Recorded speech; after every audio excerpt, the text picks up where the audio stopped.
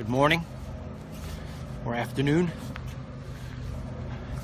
It's morning on the West Coast. It's actually technically morning right now on the East Coast too, although we are creeping towards noon, so that would make it afternoon, right? Yep. So anyway, very, very, very, very important walk and talk today.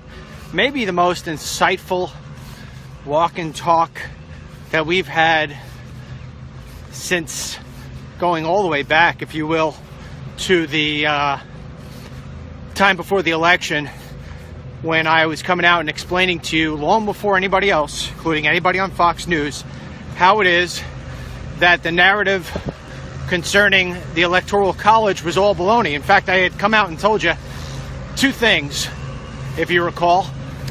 I had told you, it was on a Monday, I think, and I said on Tuesday, tomorrow, I guarantee you that tomorrow you will see who's beeping at me. No, they're not beeping at me. They're beeping at one of their illegal friends, I guess. So anyway, it's gonna be a little noisy. I got landscapers coming up here. But anyway, whatever this thing is, truck without a muffler. Where are the liberals? Where's all the pollution hounds? Anyway, I had told you on a Monday that the next day, if you recall, that there would be a huge change in narrative, that it was all going to be about the Electoral College. And that's exactly what happened the very next day. Then I also told you that Trump, this was like 2 days prior, Trump would actually take the lead in his first national major poll. And that wound up coming out true too. And there's a couple of reasons why I knew this stuff. We'll get to that later if we have time. It's not as important. But those were pivotal walk and talks, because I think for those of you who didn't know me for a long time, you sort of said, well, this guy's got his finger on the pulse of the media and the American people, what's taking place. And rightfully so, I do. And I always knew that Trump would win this election. I've also led you through other different things. Remember the whole crazy counts done by Stein and all this other different stuff. I have always led you to that point. And you know that I will be highly critical of the president. Sometimes I may even go a little bit overboard, according to Miss Mary. But that's because my passion for the American people and to solve these problems that we have, you know, it's pretty much got my every thought every single day. And because I have the unique experience of traveling the country and actually exploring some of this stuff on my own, I always understood what it was that people were thinking. And that's why when I hear people say, you know, you could be Brit Hume or whoever it may be on Fox or any one of the stations, oh, Trump tapped into something that the rest of us missed. I wasn't missing it. I knew exactly what he was tapping into. And the only way you could really tap into that is if you go out and you meet people. And I don't mean in a studio like most of these guys. And it's not a knock on somebody like a Sean Hannity. I think the world of Sean. But he sits at his desk, you know? And there's a difference between sitting at your desk and reading your emails and your messages and going out and actually meeting with people and listening to what they have to say. And that's why I always knew Trump was tapping into something. Okay. All that said, I let the crowd grow up here. I guarantee you that by the time we're done off the walk and talk today, you'll come away hearing things from me that you haven't heard yet. And last night, when all this Comey stuff was going down at 9 o'clock, I broke my little rule. I watched Fox News last night because of what was going on here. I watched Tucker at 8. I switched over to CNN at 9, and I went back to Fox and watched Hannity at 10. And all along for 3 hours, my poor wife was like, will you please give me your perspective on this?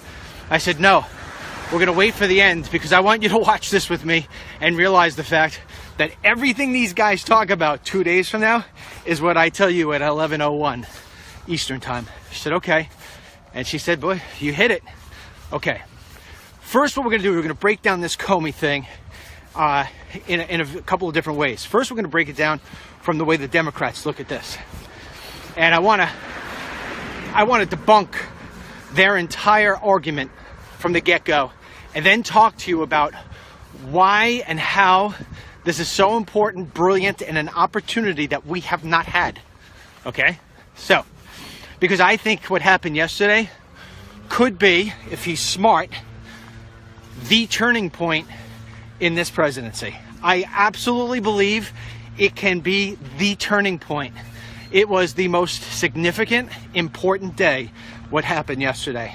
But first, let's take a look at the Democrats. And remember, like I said, I watched CNN, as painful as it was, from 9 o'clock to 10 o'clock, simply so this way I could digest everything that I knew that these people would be saying, and they were spot on. They didn't let me down.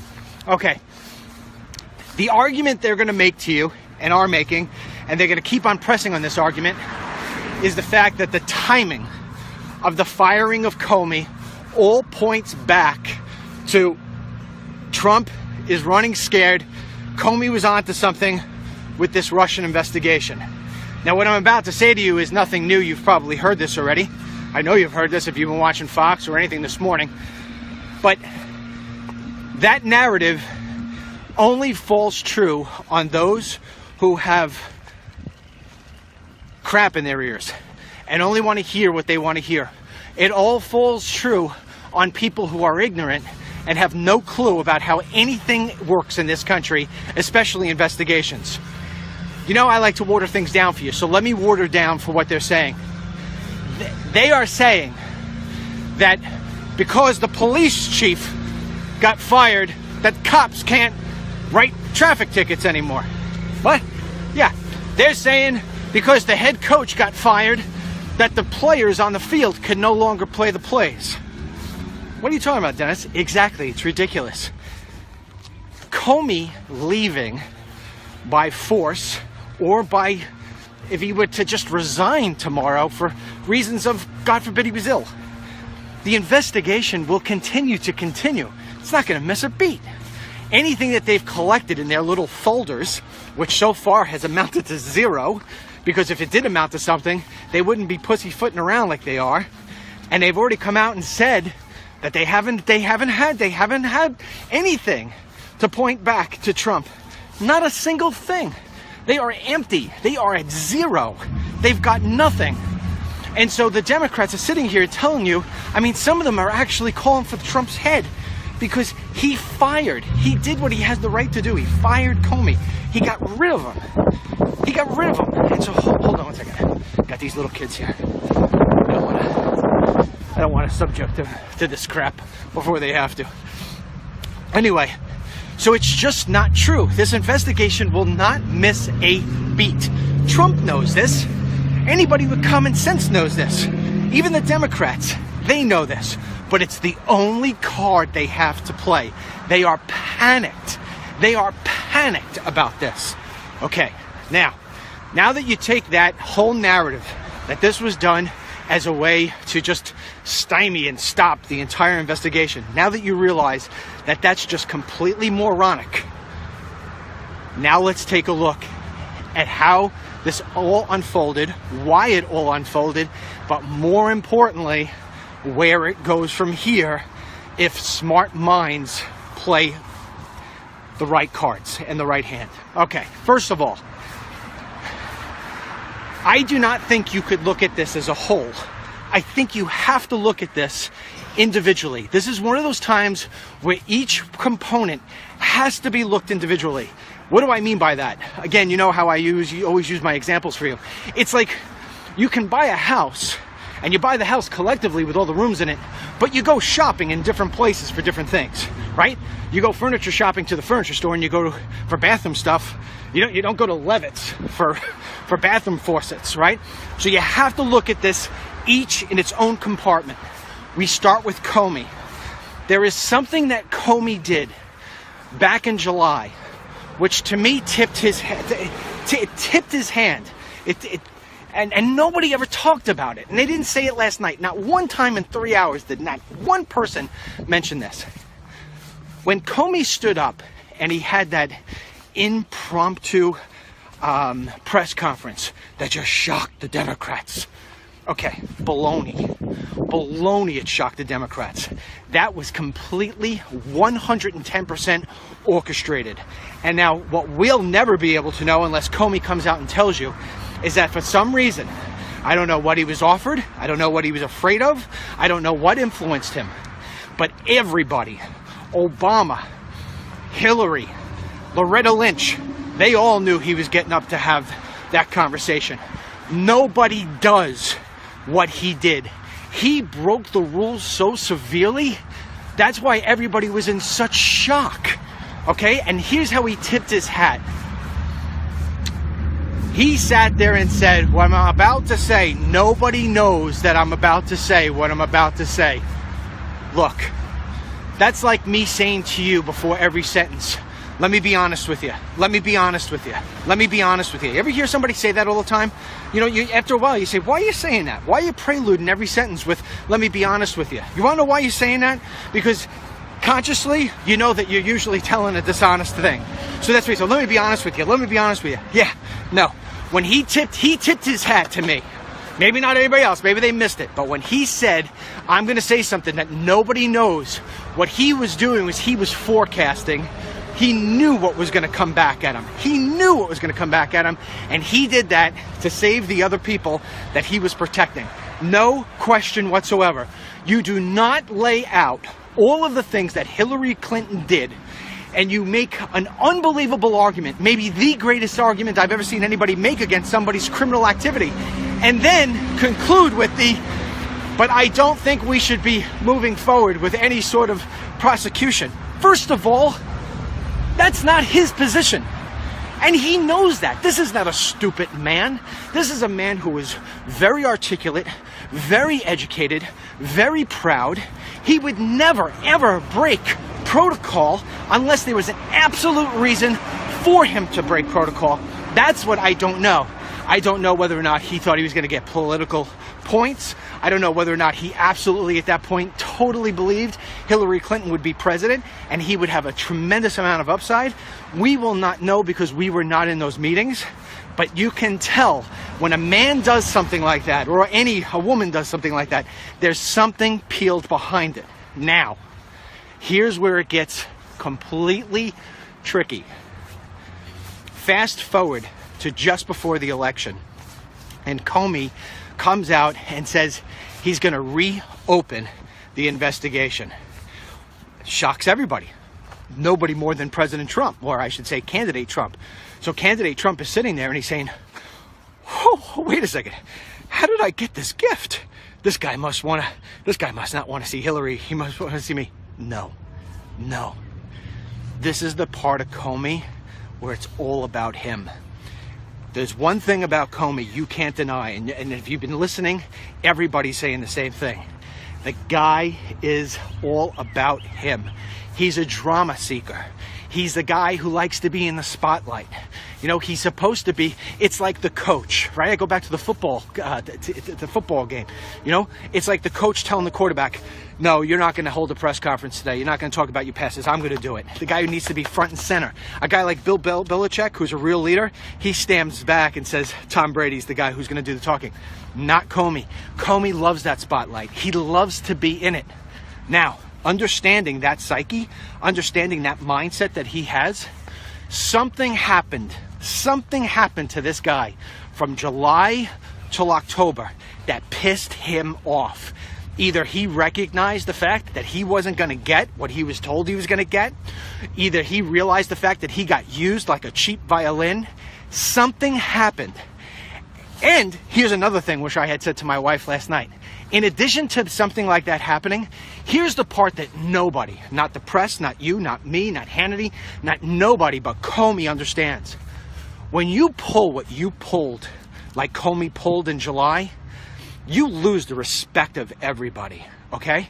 So the people who are in the FBI, the people who are proud, because remember, the FBI is an institution.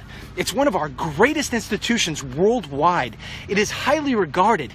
It is something special. If you're an FBI agent, I mean, this is how it goes. It used to be if you said you were an FBI, I'd be like, wow, your dad's FBI? Now it's, my dad's FBI. Oh, goodness. Your dad's FBI? Really? That's where it's gone. You think the FBI likes this. I've dealt with guys in the FBI. They're proud. They are proud. So you take a guy like Comey, who takes the FBI and in one swoop absolutely degrades it in front of the entire world. This guy went to work. Guys who used to say, "Good morning, Jim," now went like this. And he slowly but surely recognized that he was going to be the guy who was going to be chopped. He was going to be chopped by Hillary Clinton. He was going to be cut off. He was going to be gone. And there was no way he was going to have his legacy. No way he was going to have his legacy be the guy who walked around that nobody wanted to play golf with, that nobody wanted to associate with, that nobody would call his whoever anymore and give him the respect that they used to give. Everybody couldn't stand this guy, and he recognized, maybe he's just, he was able to finally see the forest away from the trees and said, wait a second, screw this. And that's where his pride and his, if you want to call it, manhood, stood up and said, no way, I still got there's meat on this bone. I'm going back in and saying we're doing what we're doing. That is what forced that guy. It wasn't anything else. I'm solid on it that that's what had happened. And that's why he did what he did. Now, there will forever be the argument on the left and from Hillary that is what cost her the election. I say baloney. I have never met a person to this day with all the emails that I get every single day. If you were with me last week, I showed you on my computer. I got 49,000 unread emails. I go through them constantly. I have never in my day come across one person to say, I changed my vote because they reopened that email investigation. Never, ever, ever. By that point, people knew who they were voting for. They knew who they were voting against, and that was it. That was it. Okay? So, they're forever going to make it that narrative. But it's not the case. It's not the case at all. So now we switch over to Trump. Why didn't Trump fire this guy? Why did Trump leave this guy in? I'll tell you why he did. Very simple. You have to understand the personality of President Trump, or I should say Donald Trump. At 70 years old, 71 years old, his personality is what it is. And here is what happened.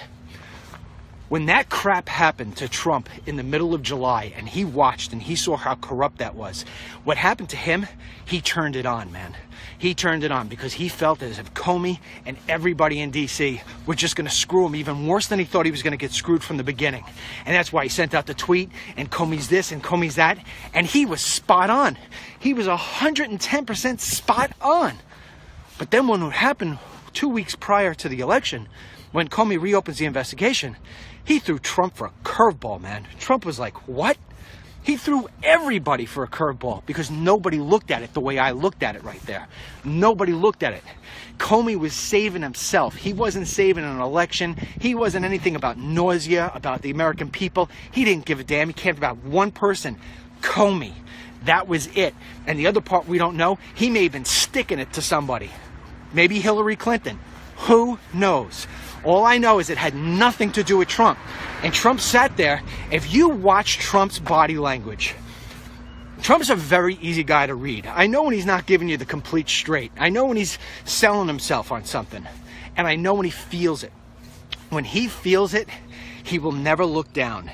He will never look around. He sells it with conviction. He looks straight ahead. And when he stood up there in that speech, I don't know where he was, one of his rallies, and he praised how brave it was of Comey and how he did the right thing or whatever maybe, Trump really believed, because ultimately Trump is a good person. He's a good person inside. He ultimately believed that Comey came to see his wrongs were wrong and said, let me right this before the election. It had nothing to do with Comey finding the better self in him. It had to do with Comey saving his ass. And that's where Trump made, if you want to call, mischaracterization. That's probably the best word I could come up with. The mischaracterization of Comey, about why Comey did what he did. But who cares? But why it's important in terms of how the story goes is the fact that now Trump sees this guy and says, yeah, He's not a bad guy after all. Look what he did. You know what I mean? He came around. Everybody's got a chance. Let's have him come around. Okay. Now you add the next layer in, which nobody talked about last night, and nobody's going to ever say this to you. As stuff started going on with each passing week after the election, Trump didn't think about Comey anymore. Trump didn't think about emails anymore. And Trump wasn't certainly thinking about Russia, because he doesn't have anything in the back of his mind to worry about with Russia. It's completely out of sight, out of mind. He hasn't done anything. So to him, if you haven't done anything, why is it going to be weighing heavy? He's not giving Comey even a thought. This guy is sitting there, don't you remember? He's sitting there at Trump Tower every single day, cameras all over the place, people coming in and out of there like it's a subway station, interviewing people to try to create the single best cabinet he can. That's all that guy was consumed with. None of us, except for Barack Obama, Bush, Clinton, Carter. Those are the only men alive who can absolutely understand what it is that Donald Trump was going through in November, December, and January leading up to the inauguration. Trying to get that team in place has got to be brutal. It sucks up every single minute of your day. The last thing you're going to be doing is thinking, should I fire Comey? That's not on your list.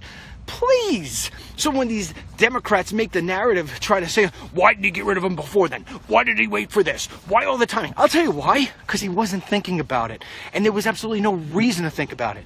Now, you will also remember yours truly, okay, another little like this. 2 days after the election, when everybody else was talking about how it was that Hillary lost and this and that, I said to you, Russia. Remember I said this to you. Russia. They will play a Russia narrative forever. It is the one thing that they believe they can paint him in a corner on. Russia. I said it to you. I remember people coming back. Oh no, it's the tax returns. No, Russia. They're going to try because they pin him. It's such a big topic. He's damned if he does and he's damned if he doesn't. He's pinned in a corner. And to a certain degree, brilliant thinking on the Democrats' end. I'm going to go this way because I think we run into issues that way. Okay, right? All right. This is why what happened yesterday is so important on so many levels. Let's look at yesterday. Why did he ultimately fire Comey? Comey's not good at his job. Comey is not good at his job. If you look at all the things that have taken place under Comey's leadership, it is a disaster. And he was put there by Obama.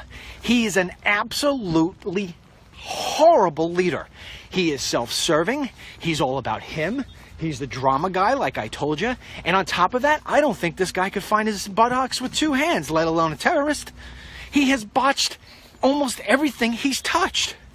And so now you got this new guy coming in, this deputy attorney general, who was 94-6 voted in. Getting voted in 94-6 is almost the equivalent of getting voted in unanimously. All right? Guy gets in. He's an Obama dude. I mean, he's an Obama dude. He takes a look. He says, what's going on here? Let me see what's going on with the FBI. All this Russia stuff. All this hacking stuff. All this election stuff. God knows what else it is that we've got on here. He sits down, he takes a look, and he makes an assessment. And he comes back and says, this is not the guy we want leading the FBI. Now, Trump, he's damned. They said this last night on Hannity, and I agree with them 100%. Trump's damned if he does and damned if he doesn't with liberals. If he fires them, he's damned because he's trying to cover something up. If he doesn't fire him, and God forbid something happens to this country because the FBI missed it, it's going to be, why didn't you fire him? He's stuck. So what does Trump do? Trump does the right thing. Trump does the right thing and gets rid of him. Now think about this. Think about this. You've got the Democrats saying that you're doing this, Trump, because of the timing of a Russia investigation. You think Trump doesn't know that's coming out? You don't think Trump knows that he's going to get bombarded by the left press? He has been tackled to the ground over everything. The guy can't eat a steak without being called a cow hater. The guy can't do, if he were to solve world peace tomorrow, they would say, why haven't you fixed the fact that there's no water on the moon? No matter what it is, they want him down. But here's what he did yesterday. And I don't know if he knows he did it when he did it. Maybe they do know.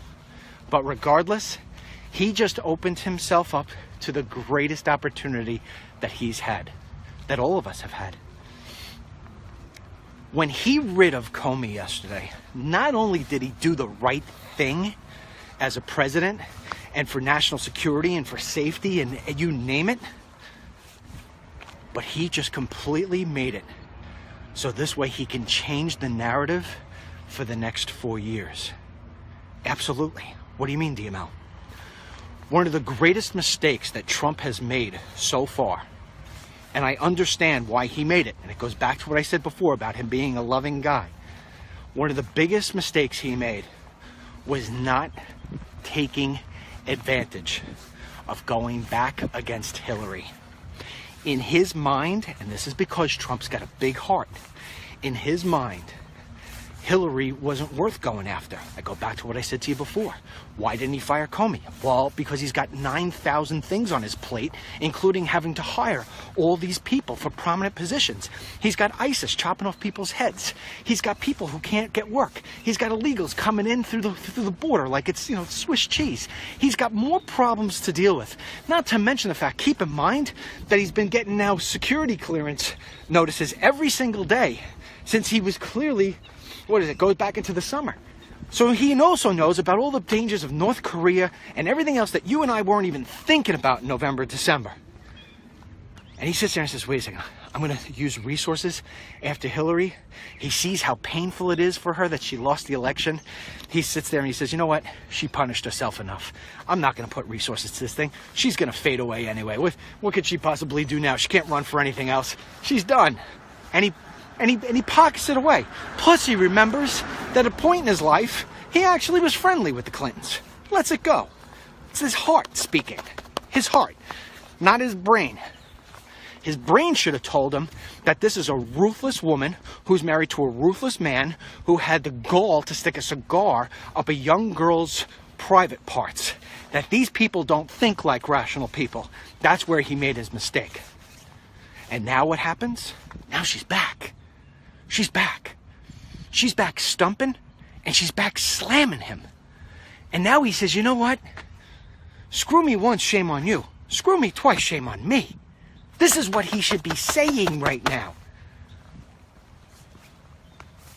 If Donald J. Trump wants to really make America great again, if Donald J. Trump wants to go down as one of the best presidents this country has ever seen, not only does he get a new FBI director in place, but the Trump administration and every single last law enforcement that can go after the Clintons goes after them. They reopen the emails, they reopen Benghazi, they reopen everything.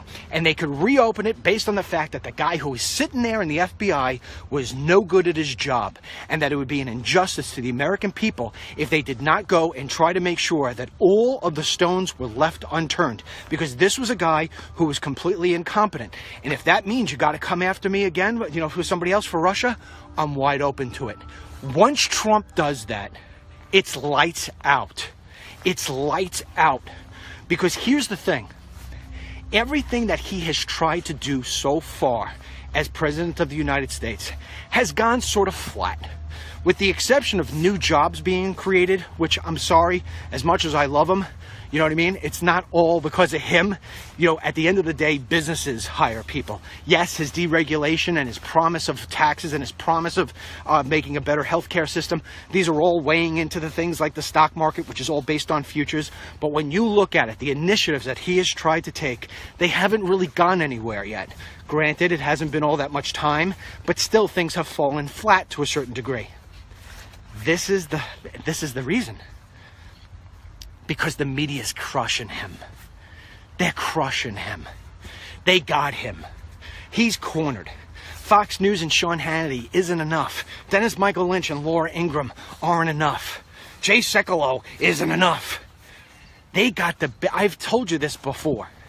If you even took O'Reilly, back when O'Reilly had a show, he had 3 to 4 million people every single night. When you take collectively ABC, NBC, CBS, CNN, and MSNBC, they're at over 30 million per night. It is a losing battle. And then when you take CNN and you compare it to FoxNews.com, those two websites, they beat it by a factor of 2. That means that all those CNN clips go out on the web and everybody's seeing them. When it comes to messaging, the GOP sucks. When it comes to us trying to battle against the liberal narrative, it's almost impossible. Look at the 2 biggest platforms there are on social media. Actually, the 3 biggest platforms on social media: YouTube, Twitter, and Facebook. Liberal, liberal, and liberal. Okay. You know, we put out a message. You know, I'm looking at today, 4,600 people. This should be 16,000 people. I got over 1 million people. They hold it back. We are battling an ocean, an absolute ocean. And so here is what he can do. He throws them on their buttocks if he goes after their number 1 player. And their number 1 player is Barack Obama. The way you go after their number 1 player is you go after their number 2. You get Hillary Clinton. You show the corruption of Hillary Clinton, and I mean really get her. It will tie back to Obama, because the Obama administration was a corrupt administration. No questions asked. We all know it. You go back in, you look at the IRS, you look at all this different stuff. You get Hillary, you tackle him. You get Hillary and you tackle him, the Democrats are done for a very long time when it comes to elections. I know this is somewhat heady, but I'm telling you, he ain't gonna get to where he needs to be with doing executive orders and travel bans that don't go through. He's not gonna get where he needs to be by simply turning around and trying to get a health care bill through, which, oh, by the way, ain't coming through anytime soon. He has got to change the narrative. When he puts them on their heels and he makes them start writing every day in defense of Hillary Clinton, Barack Hussein Obama, he can then get to work and start putting through the policies that he needs to get through, because they only got so much writing that they can do. And instead of slamming every single last thing he tries to do as president, they got to now be in defense mode. They now got to protect. They got to protect. Don't you get it? Don't you get it? This is why he has to do what he has to do. And that is, he has to go after Hillary Clinton and open up all these investigations against her. If he does, he will win. Even if it takes forever, it will be the topic of conversation, and he can get back to doing what he was planning to do in making America great again. Policies, singles, doubles, triples. That's all it takes. That's all it takes. Meanwhile, let me tell you, as a total side note, I find this amazing. Each morning, we put out a poll. You know, you probably take them. The polls are very popular. It's one of our, every morning people go in and, you know, they vote for whatever it is that we put up there. This morning we asked whether or not you were in favor of Trump's draining of the swamp. As far as I'm concerned, this was the draining of the swamp. That was the other important thing what he did yesterday. He sent a very clear message. I'm not afraid of anybody. I'm not afraid of anything. I said I was going to come here and clean up, and you know what? I'm starting with you, Comey, and now somebody else is going to be coming next. That's what he's got to do. Hey, the bell's coming. Big guy upstairs likes what we have to say. Yeah. So anyhow, he's cleaning the swamp. We put out that poll. We knew putting out that poll that most people were going to agree with what President Trump did. So the poll before 9 a.m., we put it out at 7:30, had about almost an 80 to 20% ratio of people for what he did with people. And in fact, it wasn't even no. It went, yes, I agree. Next was uncertain. Next was no. Well, liberal trolls on Twitter got hold of the poll, and they, an account with 1 million followers, just shy of 1 million followers, put out that they wanted them to go basically attack our poll. And so we have been all day watching this poll slowly but surely go from yes, I agree with the president to no, I don't agree with the president. So I ask you, if you haven't taken that poll yet, please take that poll, because obviously these guys are doing whatever they can to try to sway the poll to where it looks like Trump made a mistake. And I said that what I was going to do was send the results of this poll to Trump's personal secretary, who's been his personal secretary for 25 years, who I've exchanged emails with before. And so obviously they're trying to make it look a certain way. And that's even what I'm talking about. Talking about the fact that the liberals will do anything they've got to do in order to change the narrative. This is why yesterday was so key. It was such a pivotal move because President Trump has not been able to control the narrative. He has not. You know, when he put out the ban, the Muslim ban, or the travel ban, however it is that you want to call it or shape it or size it, it was done sloppily. It was done wrongly. It was done in a way that's why it's sitting in the courts. You know, that was mistake number one. The second time I thought that he missed an unbelievable opportunity was when he addressed Congress, if you recall. He addressed Congress. It was one of the best speeches I've ever heard in my entire life from a president. One of the best. And then it didn't take a couple of days until he's sitting there tweeting out about Arnold Schwarzenegger's ratings. And he's just like, wow, did you blow that opportunity? This is an opportunity he cannot blow. You don't get opportunities like this, man. This is gift wrapped. You got Obama's guy telling you, get rid of this guy, Comey. Get rid of him. You got a chance right now to pretty much reopen everything. You got one chance at it. You got one chance to just basically take down her, and in doing that first pin, knocking down Obama, knocking down 2020, taking all these Democrats and throwing them on their buttocks. Look at these people. The people who just months ago were calling for Comey's head, were absolutely calling him four-letter words, are now saying that this is unjust, that this is done, this is wrong. We have a constitutional crisis, some of these brainiacs are saying. They're out of their minds. These people are out of their minds. And this is an opportunity to smoke them out. And I hope he realizes what he has to do next. I hope. Where I get my concerns, no joke, is that Ivanka and Jared Kushner are sitting there with their liberal-leaning ways and their friendliness to the Clintons and saying, you know, Dad, we've really got bigger fish to fry.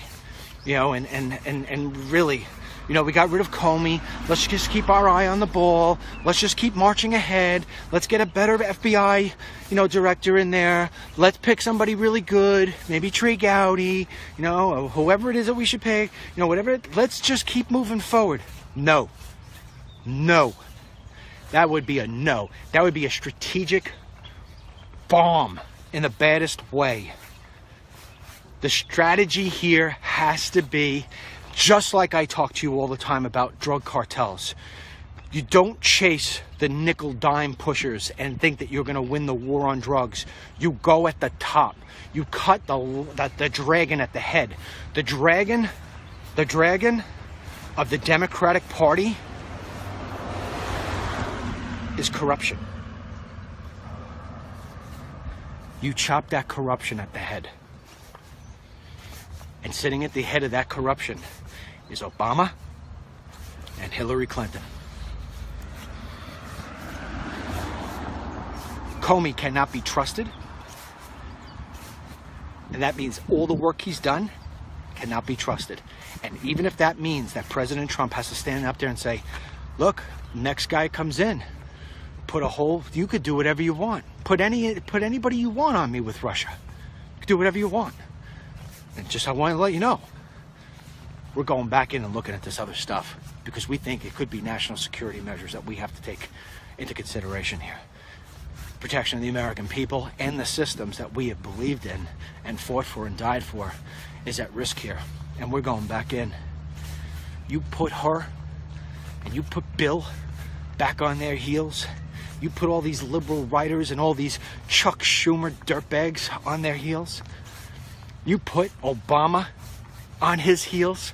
Because let me tell you, they're sitting there. I mean, God, the gall on these people. The gall. The fact that Obama is sitting there giving a speech the other day, getting a Courage Award. Courage Award? This guy's getting a Courage Award? Was it courage that made him lie to the American people time and time again? Where's the courage kick in? Where was the courage? Telling people, telling the Congress to have the courage to fight back against Trump. This guy is delusional. He's telling them, listen, fight against the truth. Because the truth is that Obamacare, the thing that I created, is absolutely falling off the cliff. And nobody has, I mean, we've got the majority of counties in this country are choking on Obamacare. They're choking on it. There's almost nothing left in some cases. And he's telling them have the courage to continue to fight for it? Yeah. In other words, continue pushing towards what I totally wanted. Socialized medicine. Right? Because I put in everything in place for that to happen. Have the courage. He's sitting there because he knows. He knows he's got every late night host. He knows he's got every morning host. He knows he's got every nightly news program, with the exception of Fox and stuff like this. He's got every single last ounce of everything. Saying to him, I'm going to have my back covered by the media. And now her too, getting up there and touting how she'd be president and this and that and all this other different crap. Got to shut that down. That message is only going to get louder. It's only going to get bolder. It's only going to get more annoying. It's only going to get more dangerous as we get closer to the summer passing by. You know, that's the other thing too. When the summer comes, a lot of people have asked me, why is it July 1 that I keep on marking as the day that if I don't see some certain things from the Trump administration, I'm going to start turning on the worry button. And that's because I realize the fact that as of July 1 till August 31, pretty much the world, or at least the country, goes into summer mode. And in summer mode, everything, the TVs go off, the websites stop getting clicked, Congress goes home, everybody's at the beach, everybody's having fun, everybody's doing all this different stuff. This is the last thing anybody's being heard. People don't come back until the kids go back to school. That's when the world wakes up again. That's when the country wakes up again. So I realize the fact that July 1 to me is really the same thing as saying September after Labor Day, you know? So I realize the fact that if that's not happening, we lose that other time. So we need some things really in place. This is it. This is it. He has got to go after Hillary Clinton. He has got to go after Barack Obama. He has to go after them. He has to change the narrative. Has to. It was the greatest thing ever that took place yesterday. It was the first time ever that I felt like he was draining the swamp. It was the first time ever like I felt like he was standing up and saying, I'm that bull in the china cabinet and I'm knocking over everything that needs to be knocked over, because this stuff is all fake. It's all garbage. We're knocking it over and we're rebuilding. I felt that yesterday. I haven't felt that since then. What I have felt are news reports where he's standing next to Paul Ryan. What I felt is hearing that Ivanka Trump is going to lead the conversation on climate control. What I've heard is that we're not getting a wall, we're getting a fence that's already there that doesn't work. What I've heard is the fact that the Senate is going to rip up this healthcare bill and it's going to be all redone months and months away. What I've heard is that the travel ban won't go through. We need this. This was huge. This is what we elected this guy for. And like I said, this opens up the box. This opens up the path for him to break out, because he takes the liberal media and puts them on a story they didn't want to cover. He makes them consumed with this. He puts them on defense and he can play offense. I don't know if his brain thinks like this. I certainly do not. Maybe it does, maybe it doesn't. I haven't been seeing this sort of strategy out of him. I'm hoping this is what he's doing. And if it wasn't the plan, and I know I'm repeating myself, but I'm coming to the end here. If it wasn't the plan, it better be real soon. That being said, if you could go to DennisMichaelLynch.com and take that poll that I talked to you about. Are you happy with the Comey firing? Please do so. If you already took it, don't try to go again. We only let you vote once. Number two, Harlan will be coming on at 3 o'clock. We're trying to get a former FBI guy to weigh in today. I don't know if he's getting successful. We're getting this guy or not. If we don't get him today, we'll try to get him tomorrow.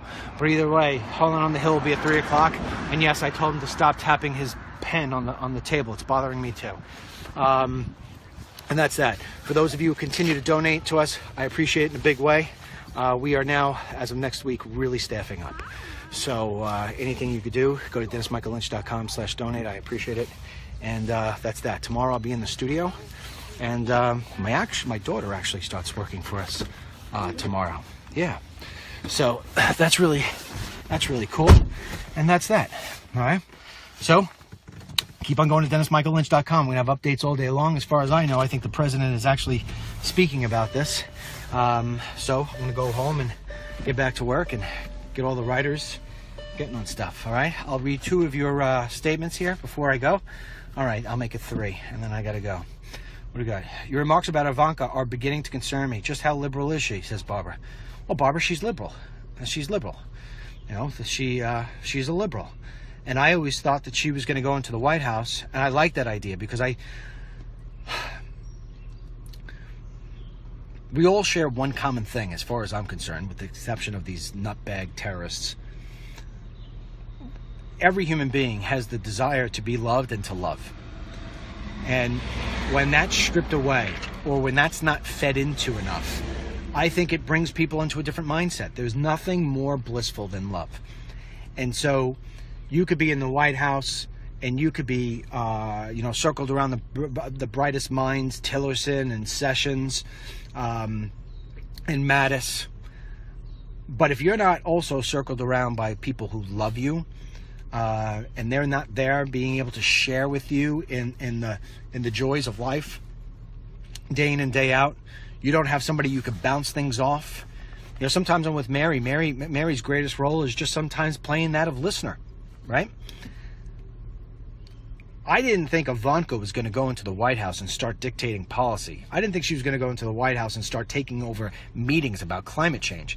I thought she was going to go in there and say, Dad, you know, there's really no reason for you to be tweeting about Arnold Schwarzenegger's failure at The Apprentice. American people don't care about it. I know you care about it, but, you know, just voice it off to me. Or, you know, late at night, if Trump's sitting there by himself and he's getting slammed by the press saying that he's a racist and a Nazi and all this other stuff, that he's got somebody there who loves him and says, no, you're not, Dad. I know you're really a good person. That's why I wanted her in the White House. Not for her and Jared to be sitting there and, touting their liberal stuff. Jared Kushner is a liberal. You know, Jared Kushner is, reports are that Kushner and the staff inside the White House had called up Prime Minister Trudeau and said, please call the president and tell him, that you'd like to renegotiate NAFTA. NAFTA needs to go. It's a job killer. That's it. It doesn't need to be renegotiated. It needs to be ripped up. Who needs it? This was the whole thing. It's supposed to be these trade deals. Kushner, he's got the $250 million through Soros. Come on. I mean, that's serious coin, man. These people that they've donated to the Democrats Party before. I mean, this, I'm uncomfortable with it. Yeah. Am I uncomfortable with them as human beings? Not at all. Not at all. Am I uncomfortable with some of their policies? Yeah. Yeah. I also wonder sometimes whether or not we haven't gone after mass deportations because Ivanka may be saying to her dad, oh, that's not the right thing to do. You don't want to break up families. Come on. So I don't know. I could be passing blame on the wrong person. But so far, everything that I've seen, she sits there and says, opening the borders to the Syrians has to be part of the conversation. No, it doesn't. Closing the borders to the Syrians has to be part of the conversation. We're taking in too many refugees. We don't need this. We don't need it. The country is ailing. It's ailing. We need to get it back on track. We've got to take care of our own first, and then we can try to take care of others. Part of the conversation. She doesn't know what she's talking about. With all due respect. Next.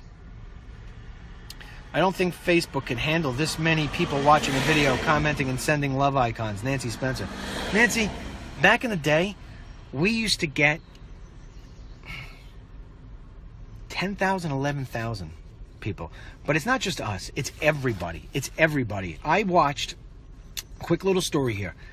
President Trump was in Pennsylvania 2 weeks ago, and he had a live rally. He used to get 45,000 people on his rallies. He's got 25 million likes on Facebook.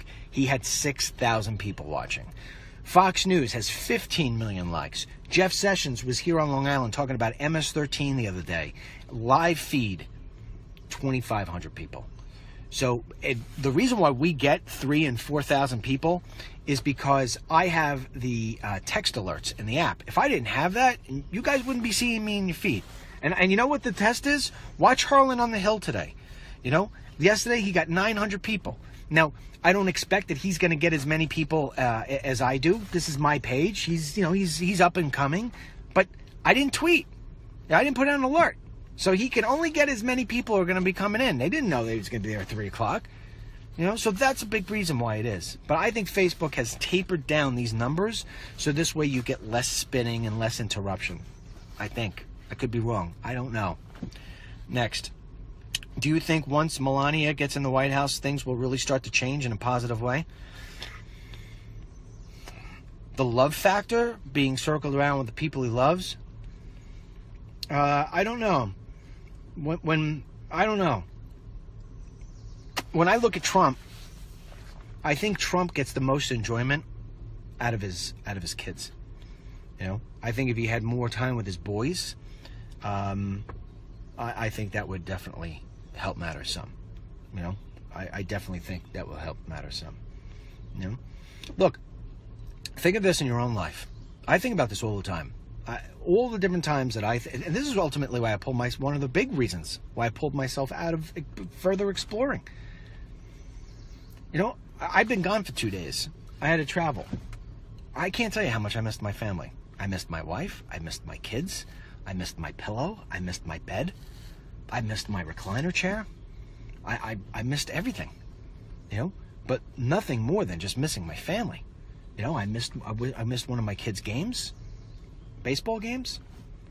It's heartbreaking, you know, when you're surrounded by your family and you're surrounded by those who you love, all those who you love, you become more of a complete human being. I know I perform better when I'm with my family than when I'm not with my family. And so that's why I want his family in that White House. That's why I want them there. Because he's going to perform at his greatest level. He's filled with the people he loves. And anybody who doesn't recognize that doesn't understand human nature, which is, I just think, ultimately bizarre. All right, last question. All right. Nelly, build that wall. Nelly. Lorena Hamilton, love our president, but Melania always looks so distant. She kind of reminds me of Princess Diana. I don't know. I'm not going to start to evaluate somebody else's marriage without knowing, you know. All right, what do we got here? Last one. Give me a good one. Connie says, watch this video again later. DML, post it later, share. Yeah, I mean, later on we'll put this on the DennisMichaelLynch.com website. We can't do cell phone simulcasts to YouTube and to DML, only on this one, all right? All right, that's it. It's 12:30, been on for an hour. Dennis, can you do that, or is it okay for them? You better, your family, and that's okay. You fulfill the role you are destined to fill. I don't know. Sorry. Spinning like crazy. Hate it. Guess I'm wrong on that one. What about his 2 older sons? Are they liberal? I don't think they're liberal. I think they're more conservative. DML, this walk and talk was very informative. I love the way you explain things to us. Great job. Yeah, just let me conclude on this for those of you who came in later, because the way I started, I'll finish. The narrative by the Democrats is that Trump fired Comey because of the Russia connection and because of the investigation that Comey was spearheading. And as I explained to you, that is a completely false narrative. That's like saying if Comey resigned or for health reasons, or decided tomorrow he was going to retire, that he couldn't do either because he's doing the investigation. No, he hands it down to the next guy. He hands it down to the team that's already been running it, these competent people who are in the FBI. Those are the people who are going to continue to do it. It doesn't get thrown out. That's like saying because the police chief got fired that the cops can't hand out parking tickets anymore. What are you talking about? It's business as usual. Going to get a new guy in. It's like saying that, you know, the New England Patriots can't play football on Sunday because Bill Belichick is sick. It doesn't make any sense. Everything that has been gathered to this point, which has really come out to be zero, is still in place. People still go in today and do their job. They're just going to end up having a new guy in charge or a new gal in charge. That's all it is. But this is the narrative they want to pull because they need to pull something. The Democrats understand that it's all about the narrative. If you control the narrative, you control the direction of the country. If you don't control the narrative, you don't control the direction of the country because you're so busy chasing somebody else's tail. And that is half, if not all, of what the hell the problem is in this country right now. You tell me, how in heaven's name do we have the presidency, the Senate, and the House, and we can't move the needle forward? You tell me. You know what it is? The narrative. Because we're so busy fighting the tide of BS. The infighting is so much. The president himself gets so caught up in all of this stuff that's put out. Fake news, fake headlines, misleading this, misleading that, that the eye goes off the ball. Yeah. It's like, go to a Little League game, right? Think about this in your life. Go to a Little League game, and a little kid's at bat. And while the little kid's at bat, and he's good, the kids on the other team start going, he's no better, he's no better, he's no better, he's no better, he's no better. That's not to encourage their pitcher. That's to distract the batter. And the batter sits there and he listens to that and he strikes out because he gets distracted. It's the guy who's able, or the gal who's able to get up to the plate and block that out that will still get up there and be effective. That's all they're doing. The Democrats are just yelling at Trump and the Congress, like, hey, they're no better, they're no better, they're no better, no better. And now all of a sudden, with this Comey thing, and if we turn around and do what I laid out, investigating, reopening these different things, changing the narrative, going after the next swamp guy, you put them on their heels, they're suddenly not saying that you're not the batter. They're too busy trying to defend what it is that they believe in, this ridiculous liberal ideology put forward by people like Clinton, Sanders, and Obama. That's it. You go after these Schumers. You go after all of these corrupt pieces of buttocks, and you win. All right, last one. You're so right, DML. I wish everyone had the intelligence, integrity, and common sense that you have. Thank you for all that you're doing to change the narrative. I don't even know why we go any further than that. Know when to say when, DML. When is now. Okay. God bless you. God bless our troops, our president. God bless these United States. And God bless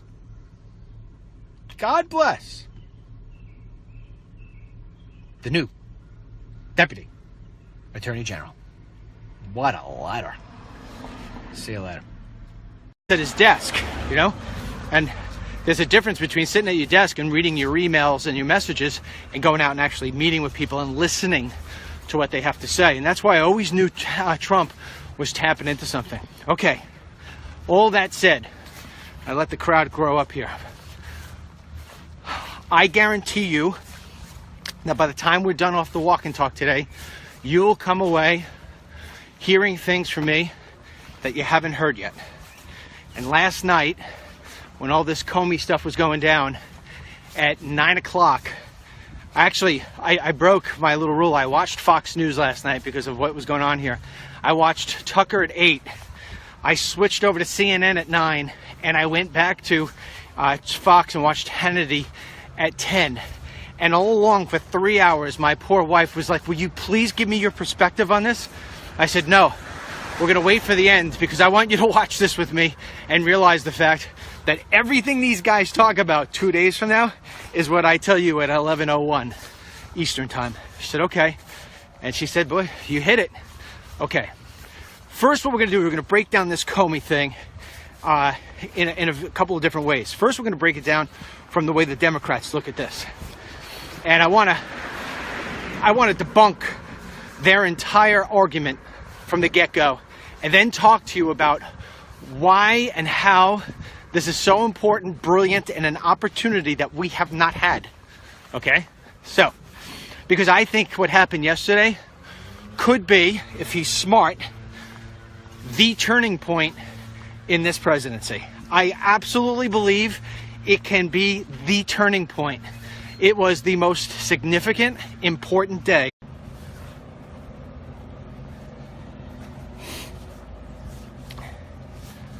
Good morning or afternoon. It's morning on the West Coast. It's actually technically morning right now on the East Coast too, although we are creeping towards noon, so that would make it afternoon, right? Yep. So anyway, very, very, very, very important walk and talk today. Maybe the most insightful walk and talk that we've had since going all the way back, if you will, to the time before the election, when I was coming out and explaining to you, long before anybody else, including anybody on Fox News, how it is that the narrative concerning the Electoral College was all baloney. In fact, I had come out and told you two things, if you recall. I had told you, it was on a Monday, I think, and I said on Tuesday, tomorrow, I guarantee you that tomorrow you will see, who's beeping at me? No, they're not beeping at me. They're beeping at one of their illegal friends, I guess. So anyway, it's going to be a little noisy. I got landscapers coming up here. But anyway, whatever this thing is, truck without a muffler. Where are the liberals? Where's all the pollution hounds? Anyway, I had told you on a Monday that the next day, if you recall, that there would be a huge change in narrative, that it was all going to be about the Electoral College. And that's exactly what happened the very next day. Then I also told you that Trump, this was like 2 days prior, Trump would actually take the lead in his first national major poll. And that wound up coming out true too. And there's a couple of reasons why I knew this stuff. We'll get to that later if we have time. It's not as important. But those were pivotal walk and talks, because I think for those of you who didn't know me for a long time, you sort of said, well, this guy's got his finger on the pulse of the media and the American people, what's taking place. And rightfully so, I do. And I always knew that Trump would win this election. I've also led you through other different things. Remember the whole crazy counts done by Stein and all this other different stuff. I have always led you to that point. And you know that I will be highly critical of the president. Sometimes I may even go a little bit overboard, according to Miss Mary. But that's because my passion for the American people and to solve these problems that we have, it's pretty much got my every thought every single day. And because I have the unique experience of traveling the country and actually exploring some of this stuff on my own, I always understood what it was that people were thinking. And that's why when I hear people say, you could be Brit Hume or whoever it may be on Fox or any one of the stations, Trump tapped into something that the rest of us missed. I wasn't missing it. I knew exactly what he was tapping into. And the only way you could really tap into that is if you go out and you meet people. And I don't mean in a studio like most of these guys. And it's not a knock on somebody like a Sean Hannity. I think the world of Sean. But he sits. What happened yesterday? But first, let's take a look at the Democrats. And remember, like I said, I watched CNN, as painful as it was, from 9 o'clock to 10 o'clock, simply so this way I could digest everything that I knew that these people would be saying, and they were spot on. They didn't let me down. Okay. The argument they're going to make to you, and are making, and they're going to keep on pressing on this argument, is the fact that the timing of the firing of Comey all points back to Trump is running scared. Comey was onto something with this Russian investigation. Now, what I'm about to say to you is nothing new. You've probably heard this already. I know you've heard this if you've been watching Fox or anything this morning. But that narrative only falls true on those who have crap in their ears and only want to hear what they want to hear. It all falls true on people who are ignorant and have no clue about how anything works in this country, especially investigations.